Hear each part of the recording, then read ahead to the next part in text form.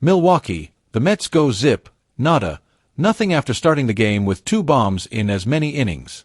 Friday night, an offensively struggling club continued to struggle, this time against a top-tier starting pitcher who, aside from 2 innings, completely destroyed manager Carlos Mendoza's lineup. The Mets lost 3-2 against the Brewers at American Family Field, their 5th consecutive loss and 9th in 10 games, due to a lackluster offensive effort and a poor start by Kodai Senga. On Jeff McNeil's single to center, Starling Marte was hammered at the plate for the final out, and it ended on a hit. After a hit against Trevor Medgel with 2 outs, Marte tried to score from second base but was tagged out by catcher William Contreras on a strong throw from Blake Perkins.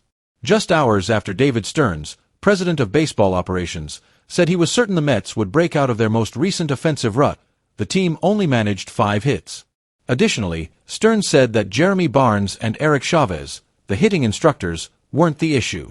The Mets were restricted to 2 runs or fewer for the 3rd consecutive game. Between their last 2 games, they have amassed 6 hits. The most of this night's suffering was caused by Brandon Woodruff, who pitched 7 innings, gave up 8 strikeouts, 2 walks, and 2 runs on 3 hits, on homers by Juan Soto and Marte. The Brewers, who currently own the best record in Major League Baseball, 71-44, won 7 in a row. Senga only lasted 4 superscript 1/3 innings and gave up 3 runs, 2 of which were unearned, on 2 hits, 3 walks, and 2 strikeouts in his 4th consecutive lackluster start.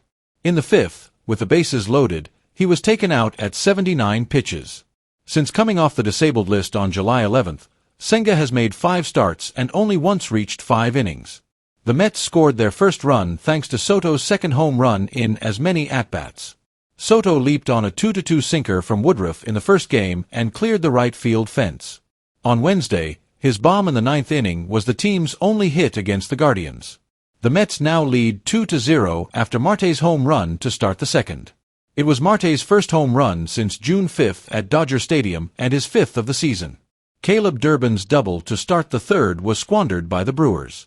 When Joey Ortiz grounded to shortstop and Durbin tried to reach 3rd, he was thrown out, which made matters worse. The lead runner was erased for the first out when Francisco Lindor threw to Ronnie Mauricio at 3rd. In the 5th, Brice Turang tied the score at 2 runs with a home run. Turang leaped on the following pitch, a cutter, and fired it over the right field fence after Senga booted Perkins' chopper for an error.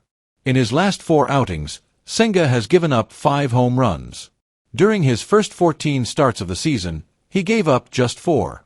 Sal Frelick reached base after a walk to Ortiz with 1 out when Francisco Alvarez was called for catcher's interference.